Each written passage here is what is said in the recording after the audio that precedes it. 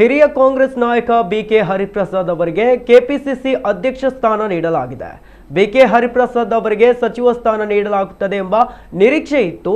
ಕೆಪಿಸಿಸಿಗೆ ಸತೀಶ್ ಜಾರಕಿಹೊಳಿ ಅವರನ್ನ ನೇಮಕ ಮಾಡಲಾಗುತ್ತದೆ ಎನ್ನಲಾಗ್ತಿತ್ತು.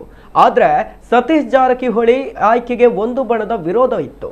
ಹೀಗಾಗಿ ಬಿಕೆ ಹರಿಪ್ರಸಾದ್ ಅವರನ್ನ ಕೆಪಿಸಿಸಿ ಅಧ್ಯಕ್ಷರನ್ನಾಗಿ ಆಯ್ಕೆ ಮಾಡಲಾಗಿದೆ. ಸದ್ಯ ಅವರು ಎಂಎಲ್ಸಿ ಆಗಿದ್ದಾರೆ. ಎಂಎಲ್ಸಿ ಜೊತೆಗೆ ಕೆಪಿಸಿಸಿ ಅಧ್ಯಕ್ಷ ಸ್ಥಾನ ಸಿಗಲಿದೆ. ಬಿಕೆ ಹರಿಪ್ರಸಾದ್ ಅವರು ಪಕ್ಷ ಸಂಘಟನೆಯಲ್ಲಿ ಅನುಭವ ಹೊಂದಿದ್ದಾರೆ.